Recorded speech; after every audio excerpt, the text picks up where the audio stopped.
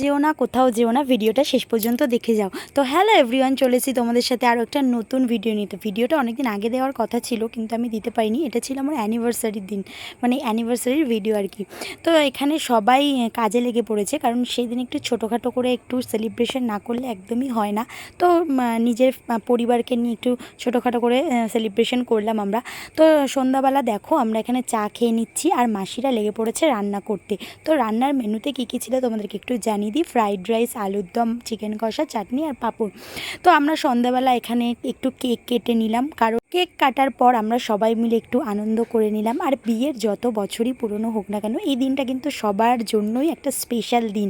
যতই ঝগড়া হোক, ঝামেলা হোক, আনন্দ হোক, যাই হোক, তার মাঝখানে কিন্তু এই দিনটা সত্যিই একটা আলাদা রকমই লাগে। তো এখানে যেহেতু আমাদের ফ্যামিলির সবাই ছিল, বাইরের কোনো লোক ছিল না, ওই জন্য আমরা সবাই নিচে বসেই খাওয়া দাওয়া করেছি, মানে ছাদের উপরে বসে। আর ঠিক দুদিন পর আমাদের আরও একটা অনেক বড় ইচ্ছে পূরণ হলো।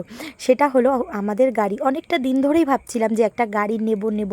তো যাই হোক, নেওয়া হচ্ছিল না। তো যখন নিজের ইচ্ছা এভাবে পূরণ করা যায় বা কোনোভাবে পূরণ হয়, তো তার অনুভূতিটা একটা সত্যি আলাদা রকম।